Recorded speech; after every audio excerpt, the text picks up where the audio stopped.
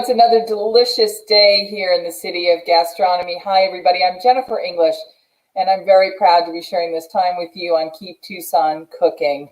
We've launched, and we are really excited to encourage everybody to keep the restaurant community in our Tucson community thriving, whether it's dining in or taking out.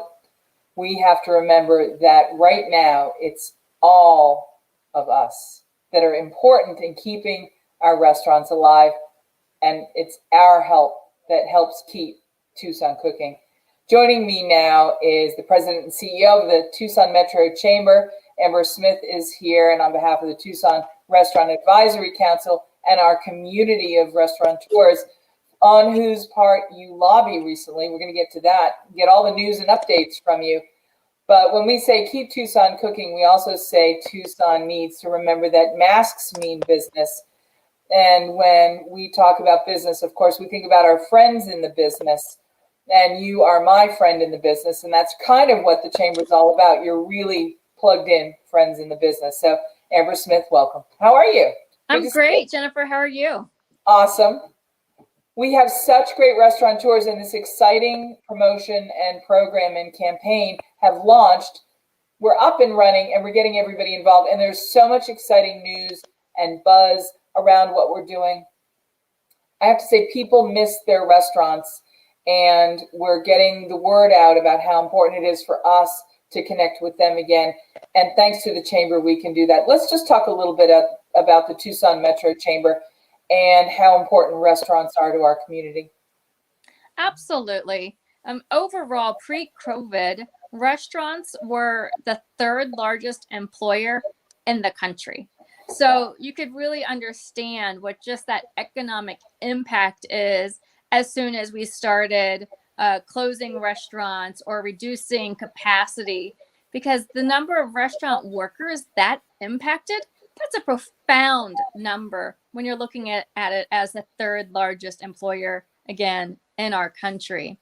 So that's what we're doing at the Chamber, is we know that restaurants are a core critical part of our economy. But you know what? These are our neighbors. These are our friends. And restaurants really give the taste and texture of our community. So it is critical for us to be able to support such a strong regional effort that really personally hits each of us that loves to dine locally. When you talk to your colleagues from other parts of the country about how imperative the restaurant community is, an integral part of every community, every culture, and you talk to different chambers from around the country, I'm going to make the argument as somebody who's in the national food business that there is no place in the country that tastes like Tucson. And I'm going to argue that there is no place that connects through food like any other city in the country. Would you talk a little bit about what that means to us as Tucsonans? Yeah, I couldn't agree more. And that right there really highlights why Tucson was the first American city of gastronomy. Now, the number of independent, locally owned restaurants in our community is what drives tourists to come here. We are a city much like San Francisco that you just eat your way through. Yeah. And that is part of Tucson. I mean, my mom comes in town. I've lived here almost 25 years.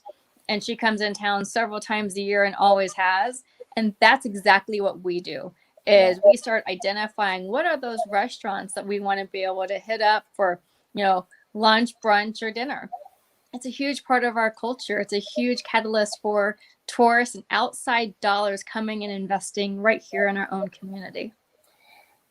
I've got to ask you, and thank you at the same time, on behalf of all the restaurants, operators, and then the literally thousands of people in our community, from bartenders to bussers to dishwashers to dessert cooks, and from farmers to all the supply chain.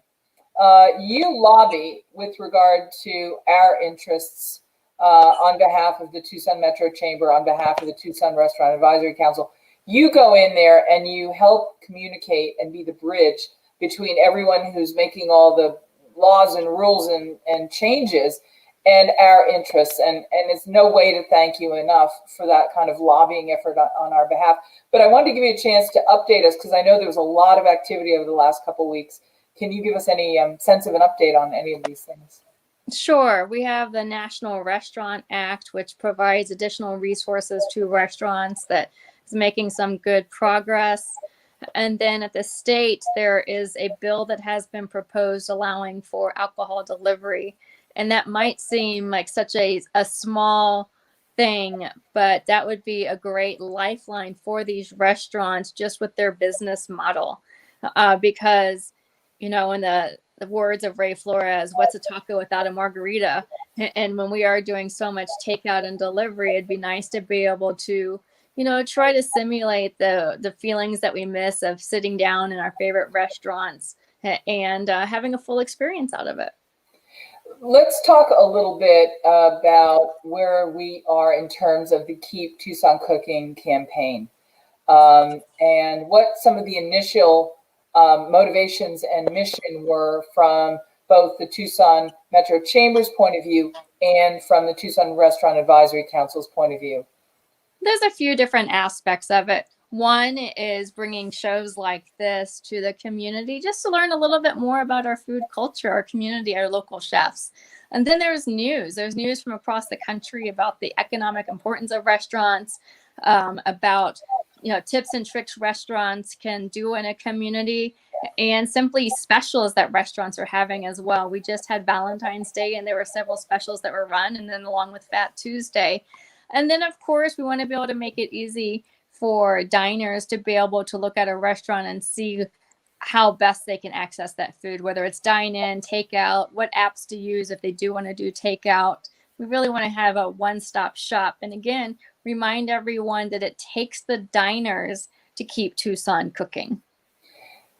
There are so many places that are open under a different set of circumstances than historically have been the case. Some places are 50%. What is the number that most places are operating at right now? Is there like a mandate number, and then is there a we're really comfortable number, or how do we make sense of that? There's a mandated 50% occupancy. And the challenge early on is we pushed back hard against that, because when we were working with the county, it was, hey, we already as restaurants have to do the physically distancing by 6 feet. And once you establish those boundaries and guidelines and the necessary separation, you've already significantly limited occupancy. So unfortunately, this additional layer of reduced occupancy actually ends up being lower than 50%, simply because you have many different parts of the regulation requiring physically distancing here. You can't stand there. And most are very definitely under the 50%. Let's talk about some good news, because there's lots and lots of good news in the Tucson food community. And COVID has given us an opportunity to really take a community that was already, there is no them, there's only us, vibe, and get it even aligned stronger. The places that are open are doing everything they can, and our community is showing up. How can we encourage people that are here? Like, how can we turn them on to go to some of the delicious places that are open? And is it important to just dine in, or can we encourage dine out as well as in takeout? Yeah, absolutely. There are several things that people can do, and we are sensitive to the fact that there are many that still remain unemployed and their personal financial circumstances have changed. So the number one thing I would say is leave a review.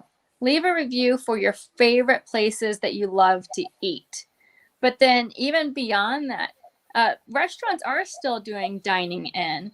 And they've never been cleaner. They've never been more spacious because of all of the different guidelines. But call ahead and get reservations, because these restaurants, because of the limited occupancy, are certainly packed. And then takeout and delivery.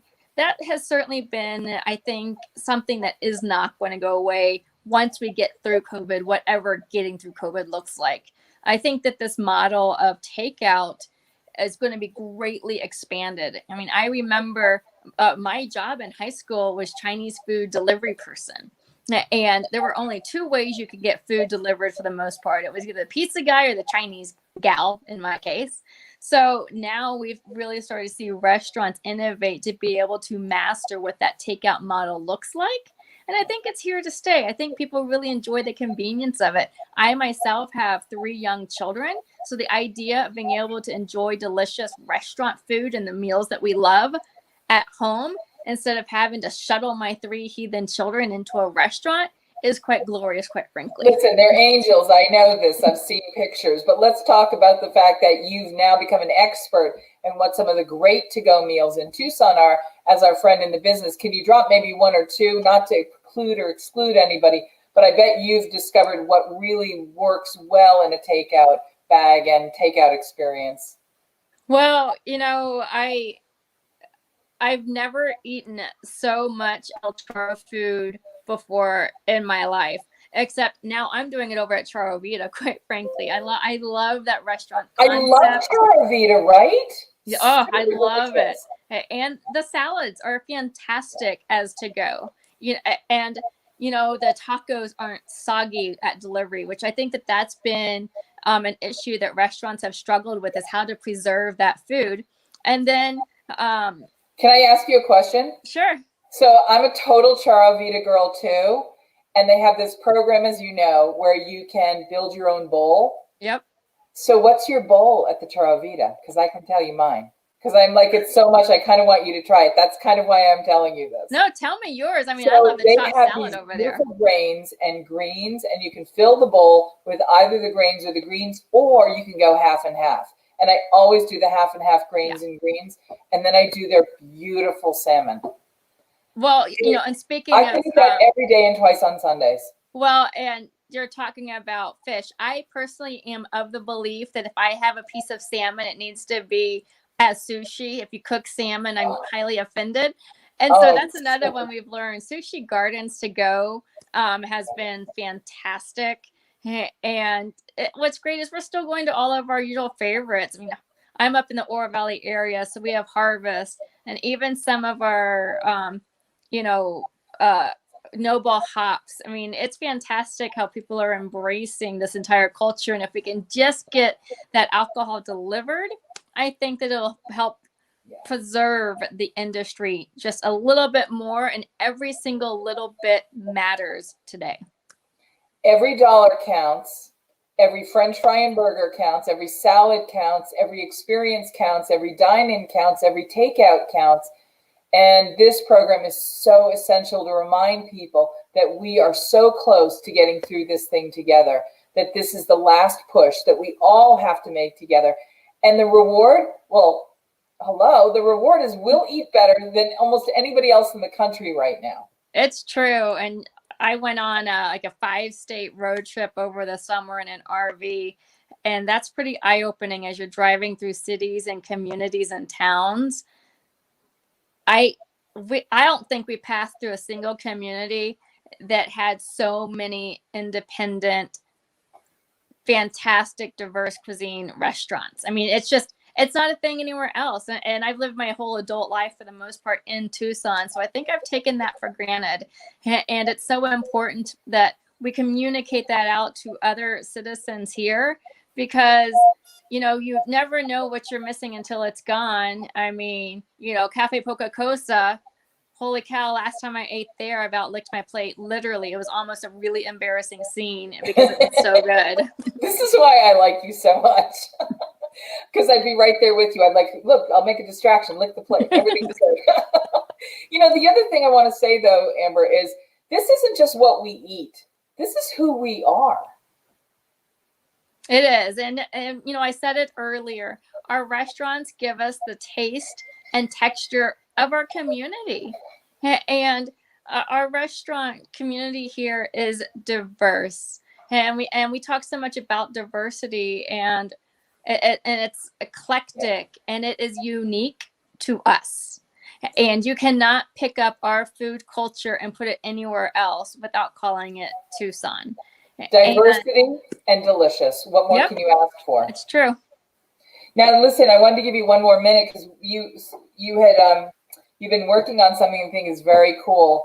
And for restaurants to be open, it means that we have to have all the people in place to make every infrastructure in our community work well, including having the staff. And as many people as are out of work, it's also really challenging for operators to find employees right now. And I know that the bigger issue of workforce development is a passion project of yours. I want to just give you a minute to tell us what's going on in that front.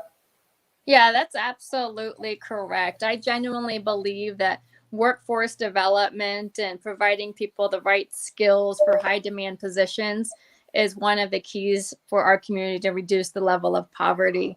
And because of that level of poverty, we do have a lot of workers that can be working at these restaurants. And it's about connecting those people that have those right skill sets and customer service and integrity and cleanliness and all of those things that restaurateurs are looking for into those positions. So we know, like you just said, it's been difficult. There were so many layoffs immediately about a year ago whenever there was the stay-at-home order for the restaurants. And due to different unemployment things that have been offered by the federal government and the state, which is great. I mean, people really need these type of resources, but what it has done is created a void in the industry and being able to fill positions because now you're competing with some of those government checks.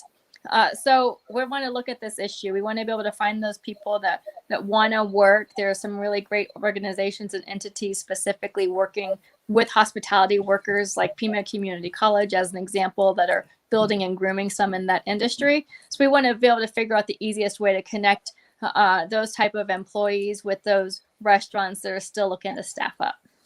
And I have to say, in full disclosure, that's all my Pima Community College family crew, though. So kudos to them.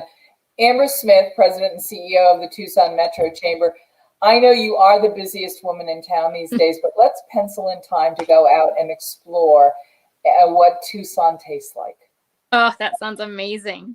Because if we do that, then we will keep Tucson cooking. Would you just give us, before we say goodbye to you and thank you for all this time, would you just give us one of your patented, tell us who you are and give us a Keep Tucson Cooking? Amber Smith, President, CEO, Tucson Metro Chamber, and we're here keeping Tucson cooking.